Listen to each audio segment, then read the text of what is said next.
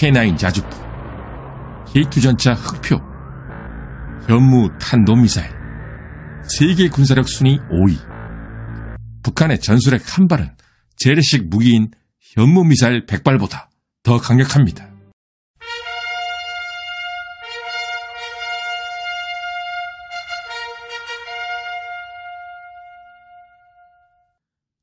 (2024년) 글로벌 최대의 이슈는 바로 미국과 중국의 대립입니다. 앞으로 미국의 글로벌 지도력이 무너지면서 자유주의 국제 질서가 해체될 것이다.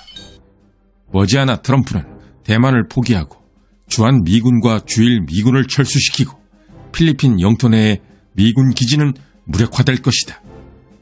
이런 주장을 하는 것은 바로 중국의 전문가들. 이런 주장은 역설적으로 중국이 진정으로 바라고 있는 것이 무엇인지를 적나라하게 보여주고 있습니다. 그렇다면 중국 전문가들의 기대처럼 미국은 대만과 한반도를 포기할 것인가? 그렇게 된다면 미국이 태평양에서의 세계 패권을 포기하겠다라는 의미. 하지만 트럼프 정부의 핵심 인물들이 모두 중국을 미국의 제1의 적국으로 규정하고 있는 지금의 상황을 보면 미국이 이런 행동을 할 가능성은 매우 낮아 보입니다. 트럼프가 집권한 후에 더 격화될 것으로 보이는 미중 간의 대립. 그런데 1950년에 시작된 6.25 전쟁도 따지고 보면 미중 전쟁이었습니다. 그것도 중공군 참전 이후부터가 아니고 전쟁 시작부터 미중 전쟁이었습니다. 6.25 전쟁이 발발하고 단 이틀 만에 직접 개입을 결정한 트루먼 대통령. 우리 대부분이 간과하고 있는 사실이지만 이때 트루먼은 중국에 대해서도 특별한 조치를 취했습니다. 그 조치는 메가더 장군의 강력한 요구 때문이었습니다.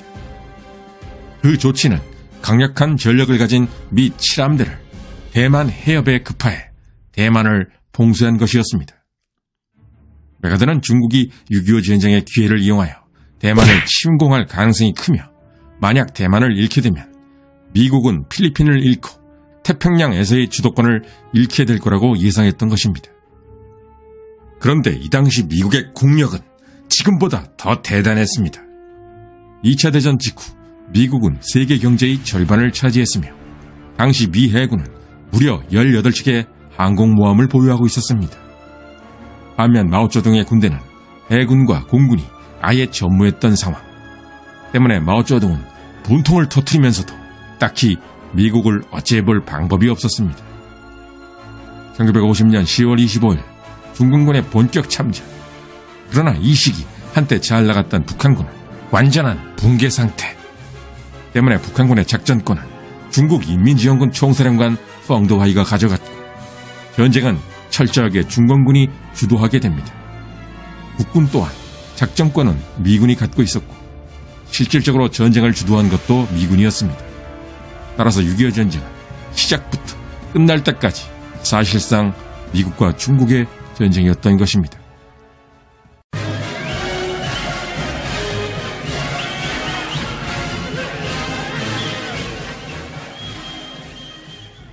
대한민국과 대만은 의외로 공통점이 많습니다.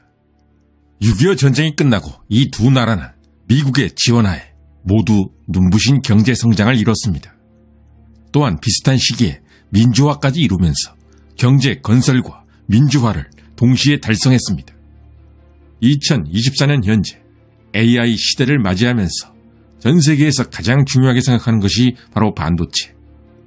대한민국과 대만은 전 세계의 반도체를 80% 이상 공급하는 세계 경제의 반도체 허브로 성장했습니다. 한반도 주변의 상황은 사실 1950년과 별로 바뀐 것이 없습니다. 그러나 결정적으로 달라진 점이 바로 이 부분입니다. 지금의 한국과 대만의 위상은 1950년 당시와는 그야말로 하늘과 땅 차이가 된 것입니다. 그런데 이렇게 된 것은 순전히 미국 스스로가 만든 일이었습니다. 왜냐하면 반도체 제조 원천 기술을 보유한 것이 바로 미국이었기 때문입니다. 만약 미국이 정확한 미래를 예측했다면 이토록 위험한 지역이 반도체 제조 허브가 되도록 절대 허용하지 않았을 것입니다. 솔직히 말해서 천하의 미국조차도 한국과 대만이 이 정도까지 성장할 거라곤 미처 상상하지 못했던 것입니다. 1950년 당시 미 국무장관이었던 딘 애치슨, 우리에게는 6.25 전쟁을 초래한 애치슨 선언으로 더 잘 알려져 있는 인물. 사실 애치슨 라인에서 배제되어 있었던 것은 한반도만이 아니었습니다. 한반도와 함께 미국의 방어선에서 제외된 곳은 바로 대만이었습니다. 1950년 당시의 미국의 생각은 소련의 팽창 정책에 맞서서 그저 오키나와, 일본, 그리고 필리핀만 지키면 그만이었던 것입니다. 그 정도로 한반도와 대만은 미국의 관심 밖이었습니다. 그러나 6.25 전쟁이 끝난 후 미국의 방어선은 휴전선과 대만 해협까지 확장되었습니다.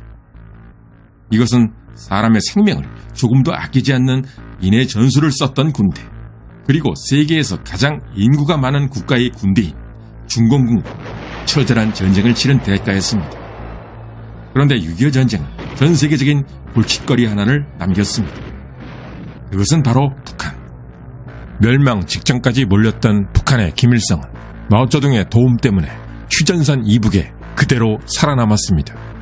마오쩌둥이 북한을 도와준 가장 큰 이유는 바로 순망치안.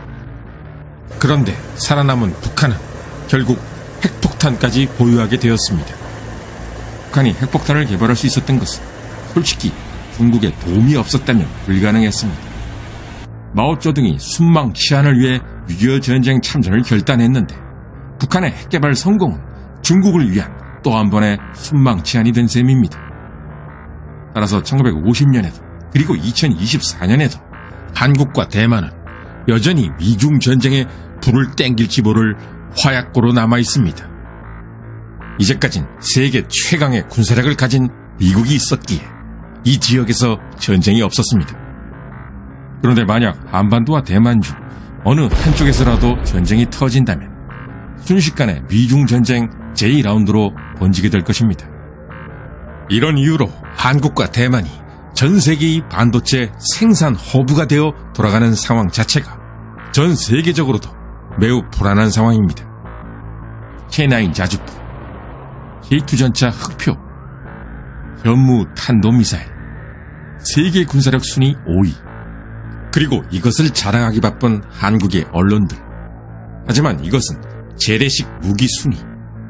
70여 년이 넘는 기간 동안 남북이 대치하며 재래식 무기만 준비했기에 이 순위는 어찌 보면 당연한 순위.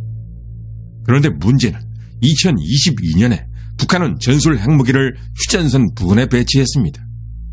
북한의 전술핵 한 발은 재래식 무기인 현무미사일 100발보다 더 강력합니다. 만약 북한이 남한의 어느 도시에 전술핵을 발사한다면 그 도시는 아예 증발할 것이며 남한은 싸울 의지를 상실한 채 북한에게 항복할 가능성이 높습니다. 이렇게 전술핵을 맞아 경제가 마비되고 멘탈이 붕괴된 남한을 위해 과연 미군이 참전해서 싸워줄 수 있을 것인가? 채널에서 관련 콘텐츠를 보신 분들은 아시겠지만 6.25 전쟁 기간 중 미군은 몇 번이나 한국을 포기하려고 했었습니다. 6.25 전쟁 초반 훈련도 안 된 미군의 생명을 희생시키며 시간을 벌었던 미군. 사실 그때에도 맥어더 장군의 의지가 없었다면 일어나기 어려운 일이었습니다. 6.25 전쟁에서도 그랬던 미국이 미 본토가 북한의 핵미사일의 위협을 받는데도 남한을 지키기 위해 희생을 감수한다. 이럴 가능성은 아무리 생각해도 제로입니다. 해결 방법은 오직 자체적인 핵무기 보유뿐. 이것은 국민 70%가 찬성하고 있습니다. 하지만 이를 위해서는 정치권의 결단이 필수적입니다. 그런데 문제는 한국의 정치권이 핵개발 의지가 단 1도 없어 보인다는 점.